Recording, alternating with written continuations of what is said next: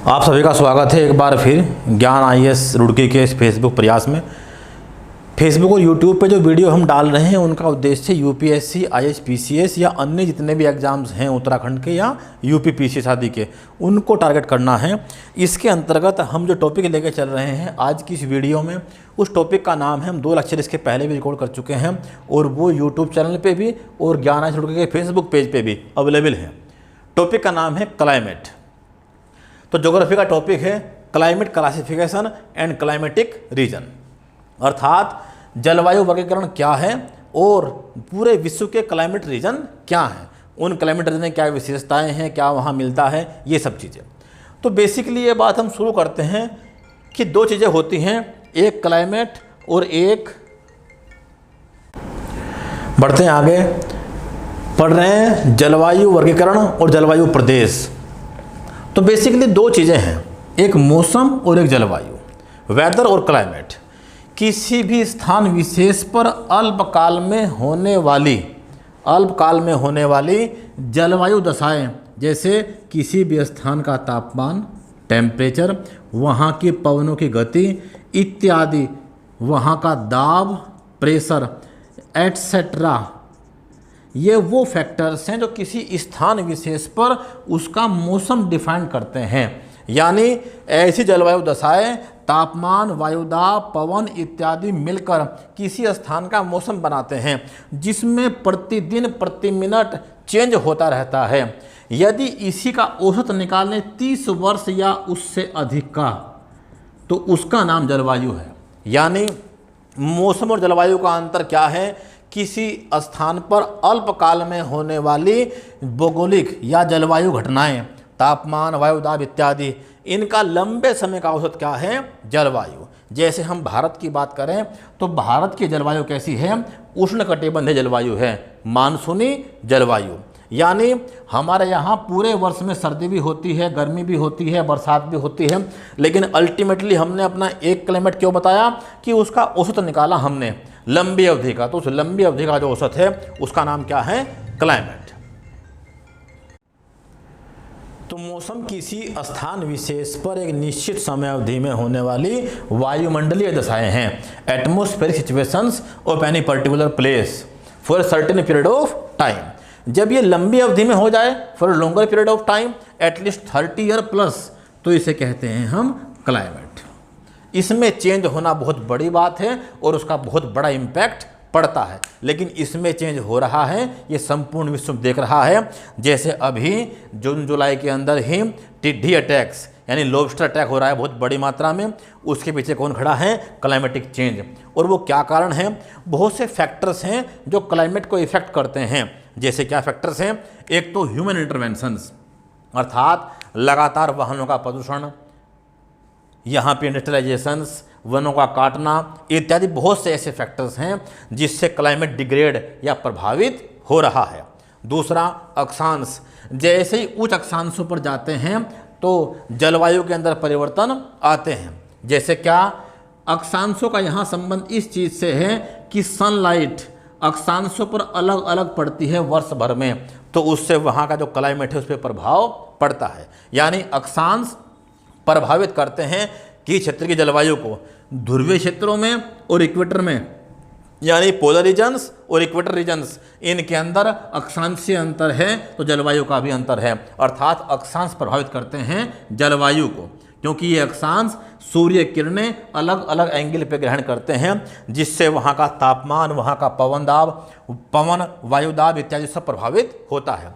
इसी प्रकार से ऊंचाई, हर 165 मीटर ऊंचे जाते ही 1 डिग्री तापमान कम हो जाता है, और 1 किलोमीटर जाएंगे तो लगभग 6.5 डिग्री तापमान कम हो जाएगा, जिसका प्रभाव वहाँ की समस्त वायुमंडलीय दशाओं पर पड़ने वाला है, अर्थात वहाँ की जलवायु पर पड़ने वाला है। इसी प्रकार किसी पर्वतों की पर्वत अभिमुख ढाल, यानी वो फेज, जिस फेज से हमारे पास बादल आ रहे हैं या वो जहाँ बादल जा रहे हैं, अर्थात किसी का शैडो, रेन शैडो एरिया बोलते हैं इसे, अर्थात ढाल और छाया आदि भी प्रभावित करते हैं किसी स्थान के मौसम को।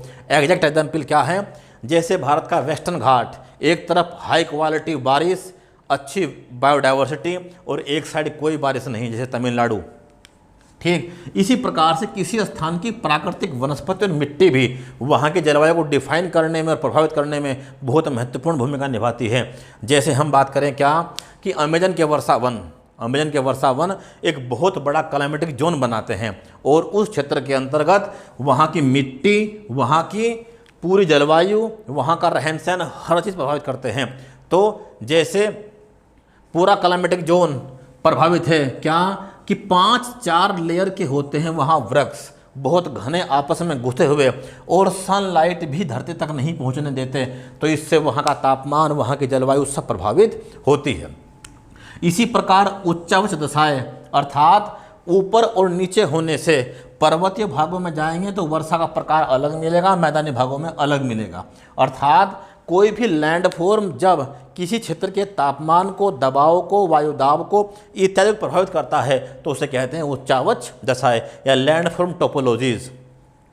इसी प्रकार से स्थानीय पवनें ये प्रभावित करते हैं किसी क्षेत्र क्लाइमेट को, जैसे भारत में लू, अमेरिका में चिनूक इत्यादि। ऐसी लोकल विंड्स बहुत सारी हैं जो किसी पर्टिकुलर रीजन के क्लाइमेट को डिफाइन करने में या प्रभावित करने में बड़ा योगदान देती हैं।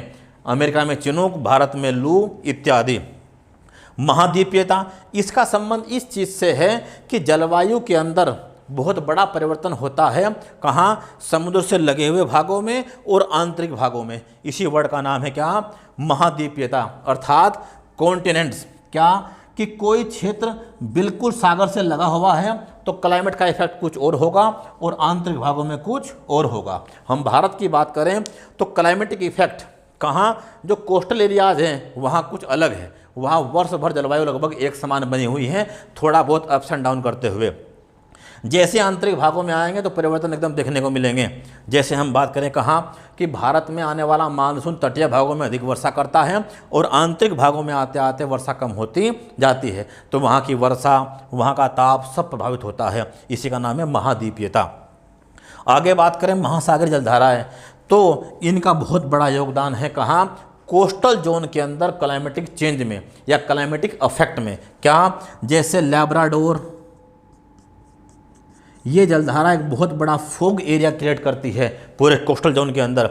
ऐसी ही हम्बोल्ट या पेरू जलधारा अर्थात ठंडी और गर्म जलधाराओं का प्रभाव एकदम दृष्टिगोचर होता है कहाँ, उनके साथ लगे हुए कोस्टल एरियाज के अंदर। तो हमने अब तक ये जाना कि मौसम किसी भी क्षेत्र की अल्पकाल की ऐसी वायुमंडलीय दशाएं हैं, तापमान, पवनों की गति, दाब इत्यादि की, जब ये लंबी अवधि में औसत के रूप में देखी जाती हैं तो इसे क्या बोलते हैं, जलवायु।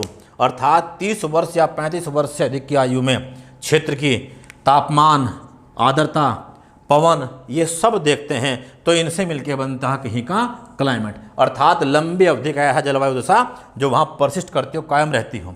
इसे बहुत से फैक्टर करते हैं प्रभावित, जैसे अक्षांश, मानवीय गतिविधियाँ, ऊंचाई, ढाल या छाया, प्राकृतिक वनस्पतियाँ, टोपोलॉजी, वहाँ के लैंडफॉर्म्स, लोकल विंड्स, कॉन्टिनेंट्स और ओशियन करंट एटसेट्रा। बढ़ते हैं आगे। अब इस जलवायु का एक सिस्टमेटिक क्लासिफिकेशन विश्व में सर्वमान्य किसने दिया, कोपेन ने। उसे बोलते हैं कोपेन क्लासिफिकेशन ऑफ क्लाइमेट। और वो देखते हैं और उसके बाद देखते हैं विश्व क्लाइमेटिक रीजन। अब आगे बढ़ते हैं, हम ये जानते हैं कि पूरे विश्व में जो क्लाइमेट क्लासिफिकेशन है वो सर्वमान्य रूप से जिसने दिया उनका नाम था व्लादिमीर कोपेन, डब्ल्यू कोपेन, जो एक रशियन जर्मन साइंटिस्ट थे और भूगोलवेत्ता थे। उन्होंने सन 1900 में एक famous Koppen classification of climate दिया, जो सबसे पहली बार तो आया वर्ष 1900 में, लेकिन इसमें चेंज हुआ 1918 में, 1936 में और अंतिम ये रिवाइज हुआ 1953 में, 1953 में इसका लास्ट रिवाइज्ड वर्जन। और कुछ और साइंटिस्टों ने इसमें योगदान दिया, कोपेन गीगर पोल। तो इसे Koppen Geiger Pohl classification of climate भी कहते हैं। अर्थात जलवायु का जो वर्गीकरण दिया वर्ष 1900 में व्लादिमीर कोपेन ने, एक रशियन जर्मन साइंटिस्ट ने, जर्मनी में रहते थे, और इसमें कुछ चेंज हुए 1918 व 36 में और अंतिम चेंज या रिवाइज हुआ अंतिम बार 1953 में। इसे कोपर गीगर पोल क्लासिफिकेशन भी कहते हैं, लेकिन ये फेमस है किनके नाम से, कोपेन का जलवायु वर्गीकरण। तो कोपन ने जलवायु का जो क्लासिफिकेशन किया वो कुछ आधारों पे किया। क्या? एक टेम्परेचर, एक रेनफॉल और एक वेजिटेशन, यानी 3 आधार पे कोपन ने क्लाइमेट को डिफाइन किया, तापमान, वर्षा और वनस्पति के आधार पे। और सबसे पहले 5 बड़े, यानी 5 बड़े क्लाइमेटिक जोन बनाए। कौन सा? ए, इन्होंने कहा एक मेगाथर्म, मेगा मतलब ज़्यादा, थर्म मतलब गर्मी, अर्थात ऐसा क्षेत्र जहां गर्मी ज़्यादा है उसे नाम दिया गया उष्णकटिबंधीय। अब दूसरा जेरोथर्म, डेजर्ट्स, यानी ऐसे शुष्क क्षेत्र या शुष्क जलवायु के क्षेत्र, उन्हें नाम दिया गया, बी से डिनोट किया, यानी इंग्लिश के जो कैपिटल लेटर्स हैं उनसे डिनोट किया बड़े क्लाइमेटिक जोन्स को, या 5 बड़े क्लाइमेटिक जोन उन्होंने बताए। ए उष्णकटिबंधीय, दूसरा तो ए मेगाथर्म उष्णकटिबंधीय, बी जेरोथर्म या डेजर्ट अर्थात शुष्क जलवायु के क्षेत्र, सी को डिनोट किया मेसोथर्म यानी मीडियम स्तर का, यानी समशीतोष्ण, यानी क्या? लो टेम्परेट। एक तो होता है जहाँ ठंड बहुत ज़्यादा है, हिमपात रीजन्स होंगे, एक जहाँ ठंडक तो है लेकिन वो कम स्तर की ठंडक है, उसे बोला मीडियम स्तर का है मेसोथर्म। समशीतोष्ण टेम्परेट जोन्स। अब माइक्रोथर्म, यानी शीतोष्ण एरिया बहुत बड़े लेवल पे, स्नोफॉल एरिया, यानी जहाँ एंगुलर फॉरेस्ट बहुत बड़ी मात्रा में है, स्नोफॉल या हिमपात क्षेत्र। ई हेक्टियोथर्म, हेक्टियोथर्म यानी पोलर रीजन्स, ध्रुवीय क्षेत्र जहाँ भयंकर ठंड है, परमाफ्रोस्ट मिलते हैं, परमानेंट जमी हुई ज़मीनें मिलती हैं। तो कोपेन ने 5 बड़े क्लाइमेटिक जोन बताए, ए बी सी डी ई। ए मेगाथर्म उष्णकटिबंधीय, बी जेरोथर्म डेजर्ट या शुष्क जलवायु, सी मेसोथर्म या समशीतोष्ण टेम्परेट, डी माइक्रोथर्म या स्नोफॉल जोन हिमपात एरिया, हेक्टियोथर्म या पोलर एरिया ध्रुवीय। अब इन 5 बड़े क्षेत्रों को वर्षा के आधार पे उन्होंने और छोटे क्लाइमेटिक जोन में डिफाइन किया। कुछ छोटे जलवायु प्रदेश कोपेन ने बताए और उन्हें नाम दिया क्या? एफ, जहां वर्ष भर वर्षा होती हो, एफ स्मॉल लेटर से, एफ वर्ष भर वर्षा, over the year rain. M यानी समर्स में तो अच्छी रेन और शीतकाल कैसा? शुष्क, यानी rainfall in summers and dry winters, गर्मी में वर्षा और शीतकाल शुष्क। इसी प्रकार से डब्लू, कौन? स्मॉल लेटर्स में, गर्मी में हल्की वर्षा, low rainfall in summers and dry winters, और शीतकाल कैसा? शुष्क। अब देखने वाली दुनिया में कहाँ कैसे मिलेगा? एस, शीतकाल में वर्षा और ग्रीष्मकाल शुष्क। वर्ष भर वर्षा कहाँ होती है? इक्वेटर के ऊपर, यानी जो दुनिया का क्लाइमेटिक जोन है 0 डिग्री से 10 डिग्री के ऊपर नीचे, 10 डिग्री ऊपर 10 डिग्री नीचे, यहाँ क्या है? वर्ष भर वर्षा। इसी प्रकार से गर्मी में वर्षा शीतकाल शुष्क। तो हम भारत वाले उसी देश के नागरिक हैं जहाँ गर्मियों में तो वर्षा होती है, शीतकाल कैसा होता है? शुष्क। नॉर्थ इंडिया को छोड़ दें तो बाकी पूरे इंडिया में वर्षा नहीं होती, सिर्फ कहाँ होती है? हिमालय में होती है और तमिलनाडु क्षेत्र के अंतर्गत होती है। तो हम भी कहाँ हैं? एम में। डब्लू, गर्मी के अंदर हल्की वर्षा, शीतकाल शुष्क, सवाना क्लाइमेट आदि। शीतकाल में वर्षा और ग्रीष्मकाल पूरी तरह से शुष्क, अर्थात बहुत से जोन ऐसे हैं जहाँ कैसा होता है? शीतकाल में वर्षा और गर्मी कैसी होती है? बिल्कुल एकदम शुष्क। के, ये 2 स्मॉल क्लाइमेट हैं जिन्हें क्लाइमेट के आगे जोड़ते हैं लगभग। क्या? औसत वार्षिक तापमान, यानी जो एवरेज एनुअल टेम्परेचर है, अगर वो 18 डिग्री से अधिक है, बियॉन्ड 18 डिग्री 18 डिग्री सेल्सियस, तो उसे बोला गया के। और स्मॉल एच किसे? अगर यही एवरेज एनुअल टेम्परेचर 18 डिग्री से कम है, बिलो 18 डिग्री। तो कोपेन ने वर्ष 1900 में, व्लादिमीर कोपेन ने, एक जर्मन साइंटिस्ट ने क्लासिफिकेशन दिया क्लाइमेट का, जिसमें अंतिम रिवाइज कब हुआ? 1953 में, Koppen Geiger Pohl classification of climate, जिसका आधार था तापमान, वर्षा और वनस्पति, जिसमें 5 बड़े क्या हैं? 5 बड़े हैं बड़े climatic zone, A B C D E, उष्णकटिबंधीय, मेगाथर्म, जेरोथर्म एटसेट्रा। और वर्षा के आधार पर कुछ छोटे जलवायु क्षेत्र बनाए गए, एफ एम डब्ल्यू एस के और एच। अब इनका वर्ल्ड में क्या क्लासिफिकेशन है? अब ये क्लाइमेटिक जोन वर्ल्ड में कहाँ किस रूप में एग्जिस्ट करते हैं और ये के वास्तविक नाम एग्जैक्ट में कैसे कहाँ हैं वो देखते हैं आगे। अब ए उष्णकटिबंधीय अर्थात गर्म क्षेत्र, तो ए अब देखते हैं इनका जो कॉम्बिनेशन है वो इनसे कैसे बन सकता है। एएफ, तो एएफ वर्ल्ड का वो क्लाइमेटिक जोन है जिसे बोलते हैं इक्वेटोरियल अर्थात विषुवत रेखीय जलवायु, जहाँ गर्मी ज़बरदस्त है, रोज़ गर्मी पड़ती है डेली, और डेली बरसात होती है, वर्ष भर वर्षा, जैसे 4 बजे की वर्षा कहते हैं, 4 o'clock रेनफॉल। विषुवत रेखीय जलवायु एएफ। दूसरा गर्म, ए के साथ ही देखते हैं क्या कॉम्बिनेशन बन सकते हैं, और एएफ वर्ष भर वर्षा, कहाँ, इक्वेटोरियल क्लाइमेट, विषुवत रेखीय जलवायु। अब इसके बारे में पढ़ेंगे। एएम गर्मी में वर्षा और शीतकाल शुष्क। एम कहता है ये गर्म क्षेत्रों में ऐसे स्थान जहां गर्मी में वर्षा होती है और शीतकाल शुष्क हो। तो एएम कौन, मानसूनी क्लाइमेट। हमने पढ़ा था कि हम उसी देश के नागरिक हैं, इंडिया, अर्थात क्या, जहां गर्मी में तो वर्षा है, हमारी लगभग 70 से 80% वर्षा गर्मी में ही होती है और शीतकाल शुष्क होता है। अब आप ये ना माने कि केवल हिमालय में वर्षा होती है शीतकाल से, या केवल तमिलनाडु में वर्षा होती है लौटते मानसून से, बाकी पूरे भारत में शीतकाल में कोई वर्षा नहीं होती। ठीक, तो एम गर्मी में वर्षा शीतकाल शुष्क, कहाँ, ए का कॉम्बिनेशन क्या बन सकता है इन सारों से।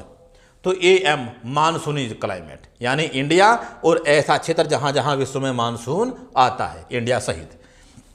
एडब्ल्यू मानसूनी क्षेत्र का जो सबसे बड़ा एरिया वर्ल्ड में है वो साउथ एशिया है। ठीक, एडब्ल्यू। अब डब्ल्यू क्या कहता है, छोटा, गर्मी में हल्की वर्षा और शीतकाल शुष्क, यानी गर्म रीजन है।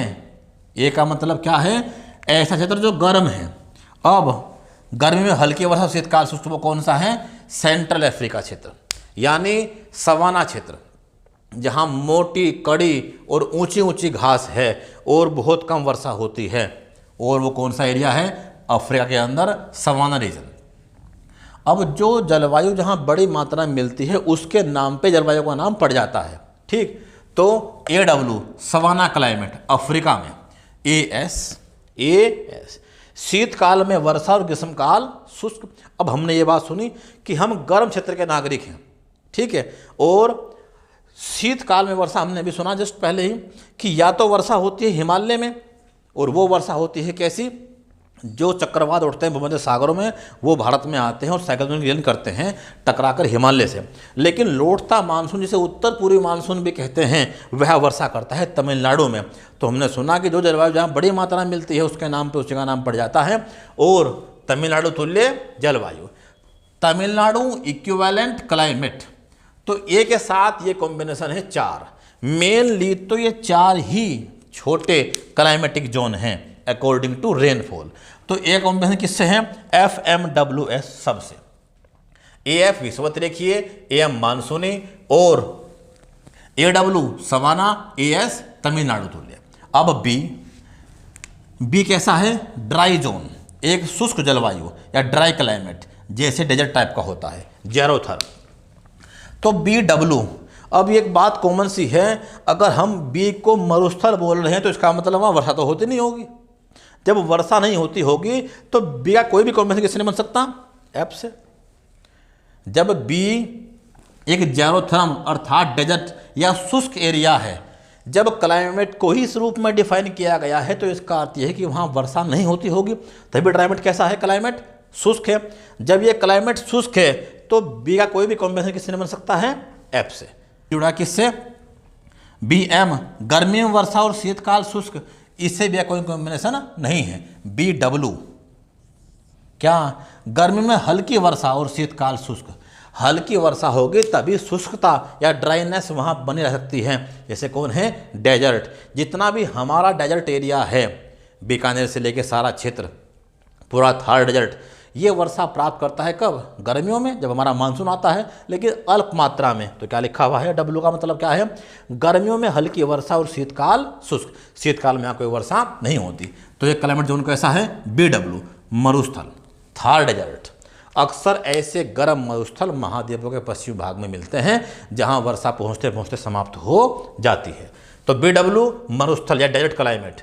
BS, अब यही क्षेत्र जब महाद्वीपों के मध्य मिलते हैं और हल्की वर्षा होती रहती है और शीतकाल कैसा होता है, शुष्क, तो BS, एस क्या बोलता है, अब शीतकाल में वर्षा, यहाँ विंटर रेनफॉल है, गर्मियाँ कैसी होती हैं, शुष्क, तो इन्हें क्या बोलते हैं, स्टेपी। यूरोप के जो घास के मैदान हैं वो इसी प्रकार के मैदान हैं जिनमें सर्दियों में तो बरसात होगी और गर्मियों के अंदर कोई बरसात नहीं होगी। तो बी कैसा, एक प्रकार का ड्राई जोन, बरसात सर्दियों में हो रही है और ग्रीष्मकाल शुष्क है। तो क्या कॉम्बिनेशन बना है इसका जो कॉम्बिनेशन है वो है बी एस, स्टेबी तुल्य, अर्थात यूरोप के जो घास के मैदान है उनका क्लाइमेट जोन बी एस है कोपेन के अनुसार, उनका साइंटिफिक नेम। सब सी, जो सी है मेसोथर्म है, यानी ये ठंडे रीजन है, ठीक, मीडियम लेवल के। तो अब सी के साथ एफ, वर्ष भर वर्षा, ये कॉम्बिनेशन नहीं बन सकता। क्या, सी एफ एक अलग कॉम्बिनेशन है, ये बनेगा कहाँ बनेगा, ब्रिटिश में। यानी सी ठंडे एरिया और वर्ष भर बरसात भी होती है, तो एक अलग क्लाइमेट है वो मिलता है कहाँ, द्वीपीय क्षेत्रों में, ब्रिटिश आइलैंड्स के अंदर, अर्थात ऐसा क्षेत्र जहाँ वर्ष भर वर्षा होती है। तो ब्रिटेन के जो आइलैंड क्षेत्र है उस पूरे जोन के अंदर वर्ष भर वर्षा होती है, तो ठंडे एरिया और वर्ष भर वर्षा, तो सी एफ। ऐसे ही अब सी डब्ल्यू, चीन तुल्य, ऐसा क्लाइमेट सी डब्ल्यू, गर्मी में हल्की वर्षा, शीतकाल कैसा है, शुष्क। तो गर्मी में बरसात होगी, शीतकाल कैसा होगा, शुष्क, और ठंडे एरिया हैं, उन्हें क्या बोलेंगे, चाइना इक्विवेलेंट क्लाइमेट या चीन तुल्य जलवायु, अलग क्लाइमेट है। और सी एस, शीतकाल में बरसात होगी और ग्रीष्मकाल कैसा होगा, शुष्क। जो बरसात हमारे यहाँ शीतकाल में होती है वो उठते भूमध्य सागर से चक्रवातों से, उन्हें पश्चिम पवन लेके आते हैं वेस्टर्न विंड्स या वेस्टर्लीज, और टकराते हैं हिमालय से, तो बरसात करते हैं। तो भूमध्य सागर के आसपास क्षेत्रों में वर्षा होती है कब, शीतकाल में, और गर्मियाँ कैसी होती है वहाँ, शुष्क। तो सी एस एक ऐसा क्लाइमेट है उसी नाम से फेमस, क्या, इसका नाम है मेडिटेरियन क्लाइमेट, भूमध्य सागरीय जलवायु, ठीक। तो सी के साथ 3 combination, C S, C W और सी एफ। अब डी माइक्रोथर्म, यानी ठंडा, स्नोफॉल रीजन्स या हिमपात क्षेत्र। अब डी, जहाँ हिमपात है वहाँ बरसात नहीं हो रही है, ठीक, तो ना यहाँ एफ हो सकता और ना यहाँ एम हो सकता, यहाँ क्या है, डी डब्ल्यू। डी एफ एक ऐसा क्षेत्र है, डी एफ, क्या, वर्ष भर वर्षा है लेकिन हिमपात क्षेत्रों में इसे क्या नाम दिया गया है, लोरेंसिया। महाद्वीपों के पूर्वी भाग में, किसी महाद्वीप के ईस्टर्न साइड में, वो चाहे एशिया का क्षेत्र हो, साइबेरिया के पूर्व का क्षेत्र, चाहे इसका नाम पड़ा हुआ है एक सेंट लॉरेंस नदी है, सेंट लॉरेंस नदी, कहाँ पर, कनाडा और यूएसए के बीच में, उसके क्षेत्र के नाम पर नाम पड़ा है लोरेंसिया। तो ये ऐसा क्षेत्र जहाँ ठंडक भी है लेकिन बरसात कैसी हो रखी है, वर्ष भर, तो डी एफ। और डी डब्ल्यू टैगा साइबेरिया, जहाँ बहुत बड़ी मात्रा में हिमपात होता है, इन्हें बोलते हैं टैगा रीजन्स या साइबेरियन क्लाइमेट, साइबेरिया के अंदर बड़ी मात्रा में मिलता है। अंतिम में लास्ट ई टी, वर्ष भर पूरा आइस कवर है, परमाफ्रोस्ट, उन्हें कहते हैं टुंड्रा जोन। तो हमने ये पढ़ा कि कोपेन ने वर्ष 1900 में एक क्लासिफिकेशन दिया क्लाइमेट का, जिसमें रिवीजन या रिवाइड हुआ वो 1953 में कोपेन, गीगर, पोल, इन साइंटिस्टों के द्वारा, जिसका आधार है तापमान, वर्षा और वनस्पति, जिसके अंतर्गत कोपेन ने विश्व के जलवायु प्रदेशों को 5 बड़े नाम दिए, बड़े climatic zone A B C D E, और उन्हें वर्षा के आधार पे छोटे क्लाइमेटिक जोन या रीजन्स के अंदर डिवाइड किया। अब इनके जो कॉम्बिनेशन से पूरे विश्व में वो ये है A F, A W etcetera. अब देखते हैं पूरे विश्व में मैप के ऊपर ये क्लासिफिकेशन किस रूप में कहाँ है। बढ़ते हैं आगे। तो हमने अब तक ये जाना कि कोपेन ने जलवायु को जो वर्गीकरण किया उस क्लासिफिकेशन में पूरे विश्व के जो क्लाइमेट हैं उसमें 5 तो बड़े क्लाइमेट बताए और वर्षा के आधार पे 4 से 5 छोटे क्लाइमेट बताए। अब उसके आधार पे जो क्लासिफिकेशन पूरे विश्व का है वो ये है, मोस्ट इंपॉर्टेंट है, और यहाँ से यूपीएससी क्वेश्चन लगातार पूछती रहती है, आईएएस या पीसीएस। और टारगेट भी फिलहाल हमारा 2 ही एग्जाम को है इस टॉपिक को लेके, एक तो यूपीएससी 2020 प्री और एक यूपी पीसीएस, और दोनों एग्जाम संयोग से अक्टूबर में हैं और एनएफ टाइम सबके पास उपलब्ध है। तो बढ़ते हैं आगे। तो कोपेन के जो क्लासिफिकेशन है उसके अनुसार विश्व की जलवायु पूरे विश्व की इस प्रकार से हैं। अब जलवायु जो 0 डिग्री से ऊपर जितने अक्षांश पे जहाँ मिलेगी उतने अक्षांश पे नीचे मिलेगी, यानी हमने केवल इसका एक मैप यहाँ बनाया है और नीचे क्या है इसकी जस्ट मिरर इमेज या एक रेप्लिका, यानी जो जलवायु जितना डिग्री अक्षांश पे जिस लोकेशन पे जहाँ मिलती है वो नीचे भी वहीं मिलेगी। जैसे 0 डिग्री से 10 डिग्री ऊपर कौन है, इक्वेटोरियल क्लाइमेट, तो नीचे भी सेम मिलेगा इक्वेटोरियल क्लाइमेट 10 डिग्री नीचे तक। तो हम देखते हैं पूरे विश्व के जो क्लाइमेटिक जोन हैं वो कौन कौन से हैं, यानी climatic reason of the world. तो 0 डिग्री से 10 डिग्री ऊपर और 10 डिग्री नीचे बताया था। हम सिर्फ एक हिस्सा देख रहे हैं विश्व के जलवायु प्रदेशों का, दूसरा हिस्सा कैसा है वो इसकी रेप्लिका है उतने अक्षांश पे नीचे। तो 0 डिग्री से लेके इक्वेटर से लेके 10 degree north and south both क्या है, इक्वेटोरियल क्लाइमेट। अब ये क्लाइमेट कैसा है और इसकी क्या विशेषताएं हैं ये देखते हैं। तो इसके अंदर वर्ष भर वर्षा है, ओवर द ईयर रेनफॉल है, और कुछ क्षेत्रों में तो बहुत भयंकर वर्षा है 0 से 5 डिग्री तक के क्षेत्र के अंदर, यानी यहाँ पूरे वर्ष भर वर्षा है और पूरे वर्ष भर वर्षा है और तापमान भी ज़्यादा है। तो हाई टेम्परेचर और ओवर द ईयर रेनफॉल, अब यहाँ पे बहुत बुरी मात्रा में इससे क्या होता है, ये पूरा क्लाइमेट इफेक्ट होता है। जहाँ रोज़ बरसात होती होगी वह एरिया खेती के लिए इतना उत्तम नहीं होगा। दूसरा, यहाँ बायोडाइवर्सिटी बहुत ही ज़्यादा होगी। जब रोज़ बरसात होगी तो यहाँ जो पेड़ पौधे मिलते हैं, तापमान मिलते हैं, उनके बारे में जानते हैं। तो तापमान अर्थात टेम्परेचर ज़्यादा होता है। कितना तापमान होता है, यहाँ तापमान है 20 से 30 डिग्री एवरेज, और कभी भी जो सन रेज हैं यहाँ 43 डिग्री के एंगल से कम पे नहीं पड़ती हैं, यानी सूर्य का जो एंगल है वो यहाँ ज़्यादा रहता है, इसलिए गर्मी भी ज़्यादा रहती है। तापमान 20 से 30 डिग्री के बीच, और वार्षिक तापांतर यहाँ अप एंड डाउन, हाईएस्ट और लोवेस्ट, इसके बीच का जो वार्षिक तापांतर है एनुअली वो 1 डिग्री होता है, और दैनिक यानी डेली वो 9 डिग्री होता है। यानी इस तापमान के अंतर्गत वेरिएशन बहुत कम होते हैं। क्या, डेली तो वो 9, जैसे सुबह ही सुबह मौसम साफ है, गर्मी हुई, इवेपोरेशन शुरू हो गया और बादल बनने शुरू हो गए।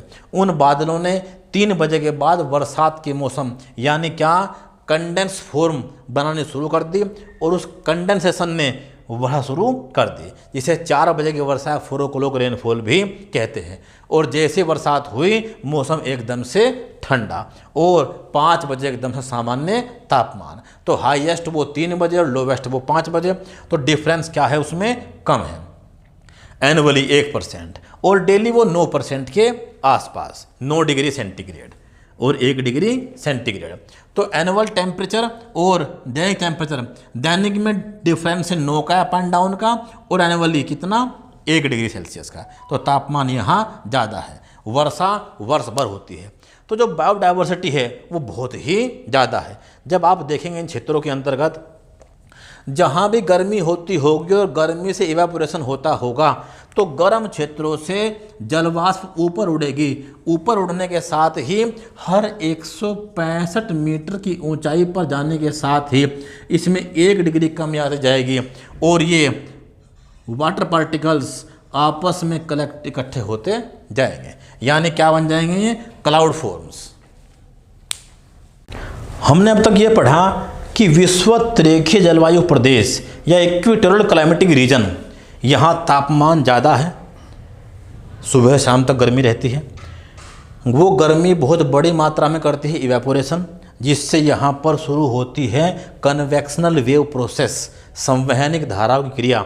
यानी जब हवा गर्म होकर जलवाष्प को ऊपर उठाती है तो बड़ी मात्रा में जो वाटर पार्टिकल्स हैं, जलवाष्प है, वाटर वेपर हैं, वो कंडेंस होती जाती है और बड़ी मात्रा में बादलों का निर्माण करती है। तो गर्म क्षेत्रों के अंदर जो बरसात होती है, हम भारत की बात भी करें तो यहाँ भी बड़ी मात्रा में वर्षा कैसी होती है, संवहनिक वर्षा, कन्वेक्शनल रेनफॉल। अब मैं आपको जानकारी के लिए बताऊं, ये सभी बहुत डिटेल में है, बहुत डिटेल में, हर एक के अंदर बातें हैं। क्या बातें हैं, यहाँ तापमान कैसा है, यहाँ वर्षा कैसी होती है, यहाँ कौन कौन सी वनस्पति मिलती हैं, यहाँ जनजातियाँ कौन सी रहती हैं, यहाँ की मिट्टी कैसी है, यहाँ की फसलें कैसी हैं, ये हर एक चीज़ पढ़ने का विषय है। तो इन सभी डिटेल नोट्स तो मैं आपको ग्रुप में सेंड कर दूंगा, और हर एक का ब्रीफ संक्षिप्त विवरण मैं आपको एक बार समझा रहा हूँ, ताकि संक्षेप में आप पूरे वर्ल्ड के हर क्लाइमेटिक जोन का कुछ बेसिक एनालिसिस समझ जाएं। बाकी इसके लिए आप क्लास ज्वाइन कर सकते हैं। वीडियो में जो नोट्स हम आपको देंगे वो आपके लिए उपलब्ध है। और हम ये प्रयास कर रहे हैं कि 15 अगस्त के आसपास, 15 अगस्त 2020 के आसपास हम एक ऑनलाइन प्लेटफार्म लेके आने वाले हैं। लगभग वो 15 अगस्त के आसपास तक आ जाए और उसमें आपको प्रॉपर टॉपिक, उसके लाइव वीडियो, उसके तुरंत सारे matters in both medium, Hindi भी इंग्लिश में, well quality PDF with test series, ये हम प्रयास कर रहे हैं। जैसे होगा हम आपको अवगत कराएंगे। इतना हम आपके साथ हैं अपनी वीडियो आदि के माध्यम से। कोई डाउट होगा तो आपके पास मेरा नंबर होगा, आप मुझे कभी भी कॉल कर सकते हैं, कोई दिक्कत नहीं है। आपका स्वागत है। चलते हैं आगे।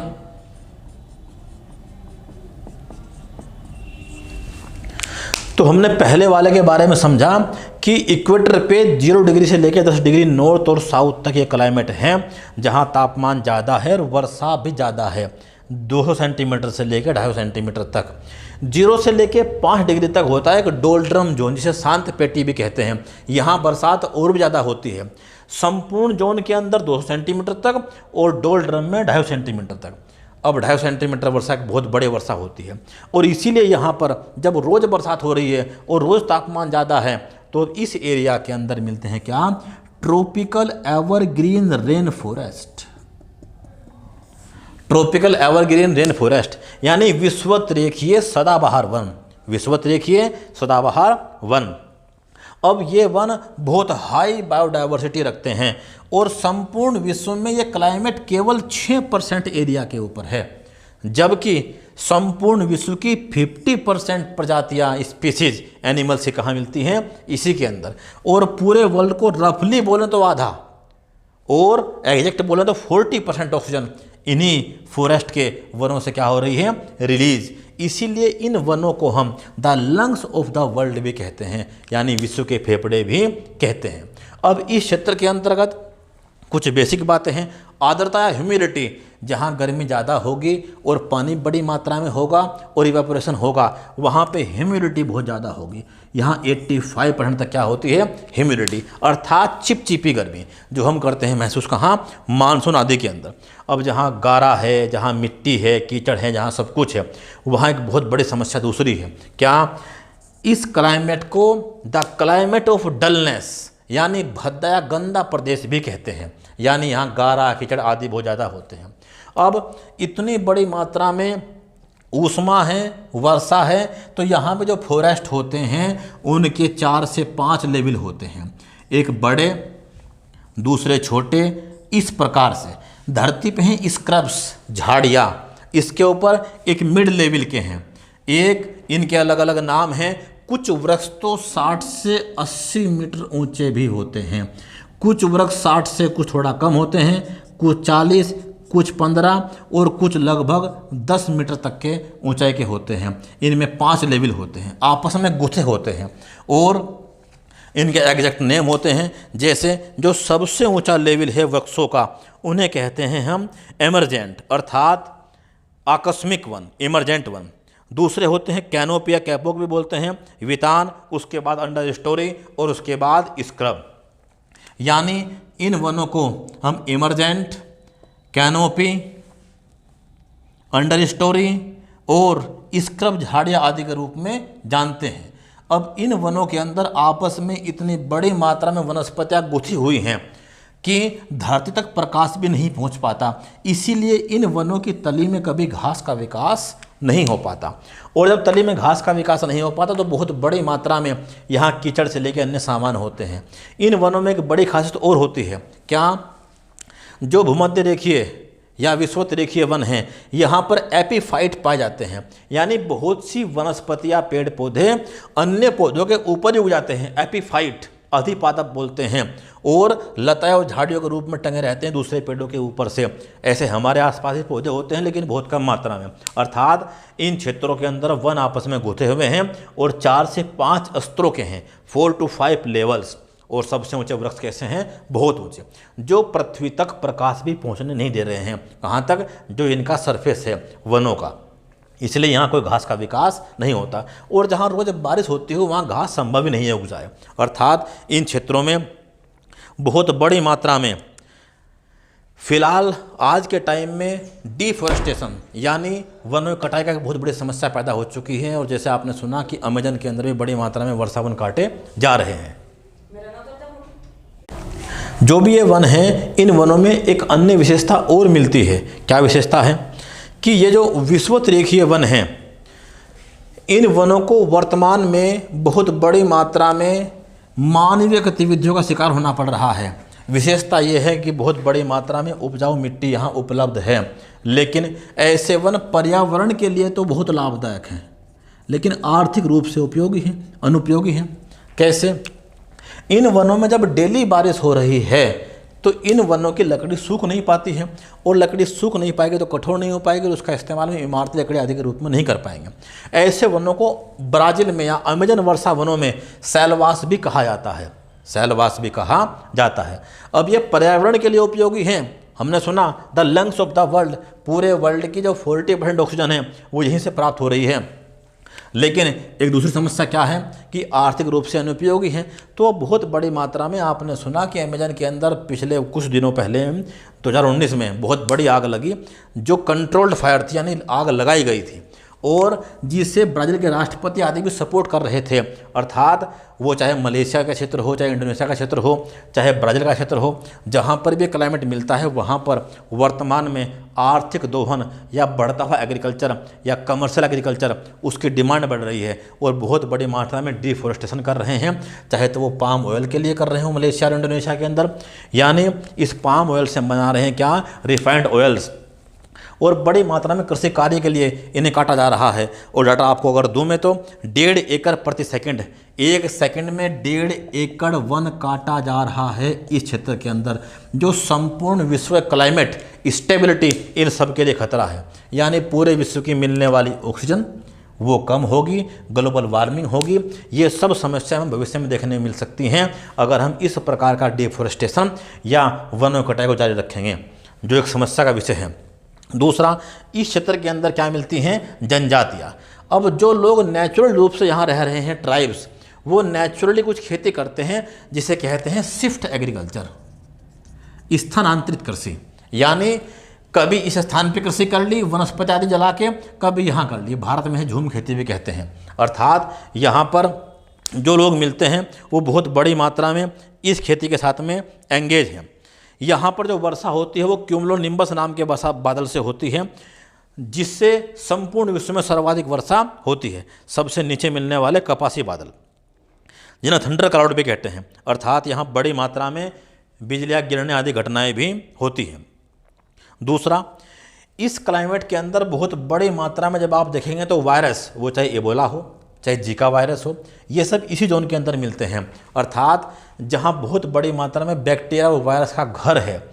जैसे इसी के अंदर मिलने वाले बहुत से पौधे कैसे हैं, जैसे कुनेन मिलती है। अर्थात ऐसे पौधे जिनसे हम बहुत सा मेडिसिनल यूज़ भी करते हैं। अर्थात इंडोनेशिया के अंदर मिलने वाला पौधा जिससे कुनन के रूप में इस्तेमाल करते हैं, सिनकोना नाम के पेड़ से, यहीं से कॉफिन मिलती है। एक कुरारे नाम की दवा मिलती है, कुरारे नाम की दवा, कुनेन, तो बहुत सारे सामान यहाँ से मिलते हैं।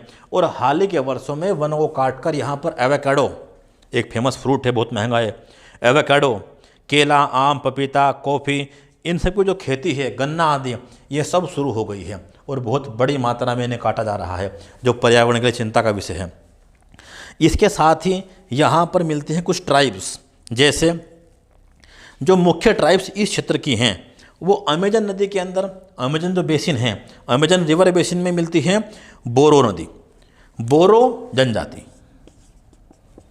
बोरो ट्राइब्स, जिसका मुख्य काम ही क्या है, एक तो रबर की खेती करते हैं, रबर एग्रीकल्चर ब्राज़ील के अंदर। दूसरा, मध्य अफ्रीका में जहाँ पे क्लाइमेट मिलता है वहाँ मिलती है ट्राइब्स पिग्मी। ओरांग ट्राइब मिलती है कहाँ, इंडोनेशिया में, जो गन्ने की खेती, मक्का, रबर, ये खेती में एंगेज है। एक मलेशिया में मिलती है सेमांग ट्राइब्स और सकाई ट्राइब्स। इसके साथ ही घाना और नाइजीरिया में कोकोआ उत्पादन में भी लोग लगे हुए हैं।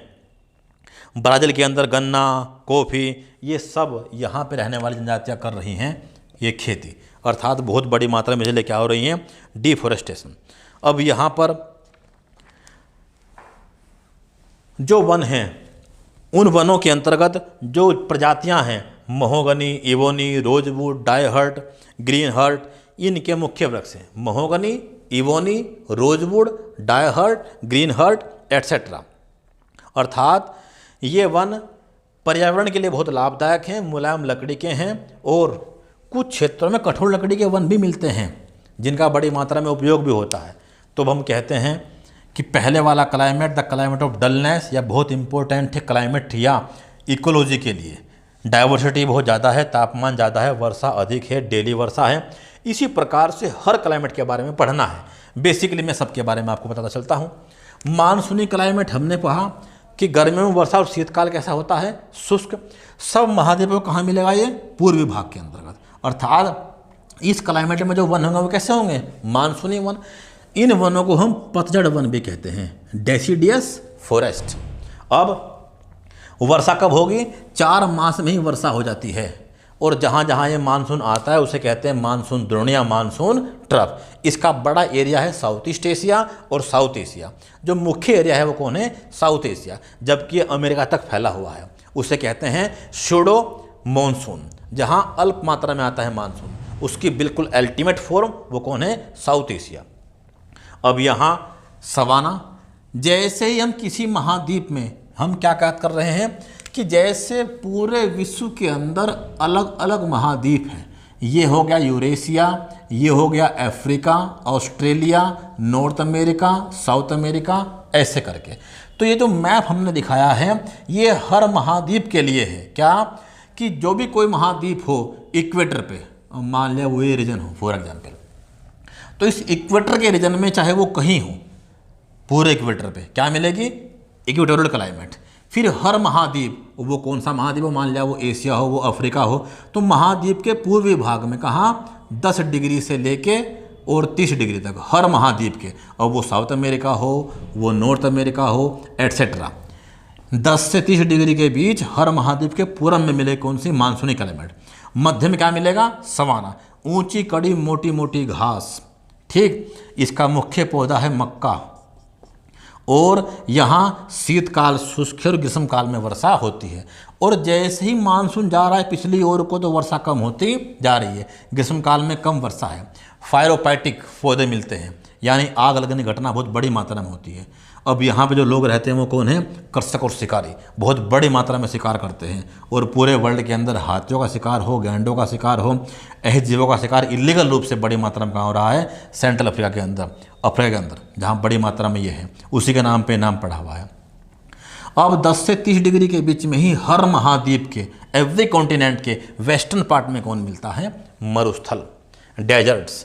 अब ये जो डेजर्ट हैं ये पश्चिम में ही क्यों मिले, क्योंकि पूरब से आने वाली वर्षा क्या हो गई, समाप्त। और यहाँ पर बहुत बड़ी मात्रा में क्या मिलता है, इवेपोरेशन, यानी प्रति चक्रवात दशाएं वर्षा हो नहीं पाती है। अगर वर्षा होती भी है तो वो बड़ी मात्रा में क्या हो जाती है, वाष्पित, इवेपोरेशन। अर्थात पूरब से वर्षा हो नहीं पाई है और पश्चिम से होती तो इन मरुस्थलों के पश्चिम भाग में क्या मिलती है, ठंडी जलधाराएं, जो यहाँ वर्षा होने नहीं देती हैं। जैसे सहारा के बैक साइड में केनारी है, कालाहारी के बैक साइड में बेंगोला है, ऐसे विश्व के बड़े बड़े मरुस्थलों के बीच से कौन मिलती है, ठंडी जलधाराएं। लेकिन इन मरुस्थलों में भी लोग रहते हैं। जैसे हम बात करें किसकी, कि सऊदी अरब के अंदर कौन, बद्दी जनजाति। इसी प्रकार से सहारा में रहने वाले लोग बड़ी मात्रा में इस क्लाइमेट में निवास करने वाले लोग हैं। और विश्व के सारे ट्रॉपिकल डेजर्ट इसी के अंतर्गत आते हैं। अब जनजातियों की अगर हम बात करें तो बद्दू सऊदी अरब में, तेरांग सऊदी अरब में, विंदुबी पश्चिमी ऑस्ट्रेलिया में, ये कुछ ट्राइब है जो यहाँ रहती हैं। इनमें कुछ लोग पशुपालन से भी संबंधित हैं और कुछ क्षेत्रों में कोई वनस्पति नहीं है, वहाँ कुछ नहीं होता, वो सब खाली एरिया है। इसके बाद चीन तुल्य जलवायु है 30 से 45 डिग्री के बीच। अब हर चीज़ के विषय के बारे में यहाँ बरसात होती है, ठंडा क्लाइमेट है, ठीक। इन सब के विषय में डिटेल जानकारी नोट्स के रूप में आपको मिल जाएगी प्रॉपर्ली। ये घास के मैदान हैं जिन्हें विश्व का अन्न भंडार भी कहते हैं। यहाँ चक्रवात भी आते हैं, टाइफून या अन्य इत्यादि, ठीक। अब स्टेपी ठंडे घास के मैदान है, मखमली घास के मैदान जिन्हें यूरोप में स्टेपी कहते हैं। अब ये अलग अलग स्थानों पर मिलते हैं पूरे वर्ल्ड में इसी बेल्ट के अंदर। अब इन घास के मैदानों के अंदर बहुत बड़ी मात्रा में अन्न पैदा होता है, अनाज, गेहूँ। इसीलिए यूक्रेन, रशिया, अमेरिका में इनका नाम पेरी है, साउथ अफ्रीका में वेल्स है, ऑस्ट्रेलिया में कैंटरबरी है, तो न्यूजीलैंड में कैंटरबरी है, ऑस्ट्रेलिया में डाउन्स है। ये नाम पूरे विश्व में हैं अलग अलग रूप में, और अन्न के लिए प्रसिद्ध हैं। ठंडे घास के मैदान हैं। भूमध्य सागर क्लाइमेट, जहाँ शीतकाल में वर्षा होती है। और कहाँ मिलता है क्लाइमेट? इक्वेटर, यानी जो मेडिटेरियन, इक्वेटर नहीं सॉरी, मेडिटेरियन के आसपास, भूमध्य सागर के चारों तरफ। कौन है? वो इजराइल है, वो सीरिया है, वो इटली है, वो फ्रांस है, वो स्पेन है, वो अफ्रीकन कंट्रीज़ हैं। कौन? वो इजिप्ट हो या अल्जीरिया हो, एट्सेट्रा कंट्रीज। इस क्लाइमेट की विशेषता क्या है? यहाँ ठंडी जलवायु मिलती है और यहाँ पर रसदार फल पैदा होते हैं, जैसे इजराइल का जावा संतरा, जैसे स्पेन के अंदर बड़ी मात्रा में ओलिव ऑयल, फ्रांस के अंदर अंगूर। अर्थात ये क्लाइमेट कैसा है? अपने ठंडी जलवायु के कारण से, और रसदार फलों के लिए, खट्टे फलों का स्वर्ग बोला जाता है इसे, वो अंगूर हो, वो संतरा हो या इत्यादि। और ओलिव ऑयल का वर्ल्ड में नंबर 1 प्रोड्यूसर कौन है? स्पेन। आगे, हर महाद्वीप के पूर्वी भाग में एक अलग क्लाइमेट, ठंडा क्लाइमेट, लोरेंसिया, जहाँ बरसात भी होती है, उसका नाम है लोरेंसिया क्लाइमेट। इसी प्रकार से टैगा जोन, जहाँ कोणधारी वन मिलते हैं, स्प्रूस का, फर का, देवदार का, बर्च का, एटसेट्रा, ठीक, पाइन का। उन जोन का नाम क्या है? दुनिया के सर्वाधिक वन इसी जोन के अंदर मिलते हैं, जैसे रशिया में और कनाडा के अंदर। जो सॉफ्ट वुड या मुलायम लकड़ी के होते हैं, जिनका इस्तेमाल बड़ी मात्रा में कहाँ होता है? इनका इस्तेमाल बड़ी मात्रा में अखबारी कागज़ के रूप में होता है। यानी जो पेपर इंडस्ट्री है उसकी जान कौन है? ये वन। और वर्ल्ड के सर्वाधिक वन कहाँ हैं? इसी बेल्ट के अंदर। इनके अंदर बहुत से उत्पाद मिलते हैं, रेजिन्स मिलते हैं, गोंद मिलते हैं, तेल मिलते हैं देवदार से, पाइन से, चीड़ से मिलता है सामान, अलग अलग उत्पाद मिलते हैं। इन्हें बोरियल वन भी कहते हैं, टैगा वन या बोरियल वन। इसके बाद एक अलग क्लाइमेट है, क्या? वर्ल्ड का बेस्ट क्लाइमेट, जहाँ ठंडा है, हिमपात भी होता है, वर्ष भर वर्षा होती है, और ब्रिटिश आइलैंड्स के आसपास मिलता है बड़ी मात्रा में। ऐसा ही क्लाइमेट पूरे वर्ल्ड में और जगह भी मिलता है। इसके बाद ऊपर जहाँ परमानेंट फ्रोस्ट है, यानी वर्ष भर जमी हुई बर्फ़ रहती है, और यहाँ केवल मॉस जैसे काई होती है, लाइकेन, केवल कुछ वनस्पतियाँ ही जम पाती हैं। यानी यहाँ पेड़ पौधे क्या हैं? बिल्कुल समाप्त, यहाँ कोई पेड़ पौधा संभव नहीं है। मोस, लाइकेन आदि कुछ वनस्पतियाँ पैदा होती हैं, जबकि यहाँ पर एस्किमो लोग, कनाडा में एस्किमो लोग आदि रहते हैं। यह भी कोई जनविहीन क्षेत्र नहीं है, जनसंख्या लेकिन बहुत ही कम मात्रा में है। और यहाँ पर किसी भी वनस्पति को ग्रो करने का टाइम बहुत कम है, सभी क्लाइमेट में सबसे कम, 50 दिन से भी कम। यानी लोवेस्ट वेजिटेशन ग्रो पीरियड कहाँ है? टुंड्रा के अंदर। अब बहुत बड़ी मात्रा में इनके बारे में हमने बेसिक बातें तो समझी। अब इनके बारे में डिटेल नोट्स, प्रॉपर जानकारी हम आपको प्रोवाइड करते रहेंगे। किसी को स्पेशली नोट्स, बुक की जानकारी चाहिए तो आपको मैं जानकारी के लिए बताऊं, सविंदर सिंह भूगोल की किताब, डॉक्टर DR खुल्लर भूगोल की बुक। इसके अलावा अगर आप लेना चाहेंगे तो NCERT 9 to 12 ज्योग्राफी में बहुत लाभदायक है, और आपको इन सब की जानकारी मिलती रहेगी। लेकिन इस NCERT के साथ में अगर आप एक बुक और लगा लें कोई भी, और वो सविंदर सिंह लगा लें, वो डॉक्टर DR खुल्लर लगा लें, महेश कुमार बर्नवाल लगा लें, तो कोई एक किताब आपकी काफ़ी हेल्प इसमें कर देगी। इसकी डिटेल वीडियोज़, प्रॉपर नोट्स, जैसे ऑनलाइन क्लास चालू होगी तो हर एक पे हम बाकायदा आपको देंगे, नोट्स आपको देंगे। जहाँ डाउट होगा मेरे नंबर आपके लिए उपलब्ध हैं। बहुत सारी शुभकामनाएं।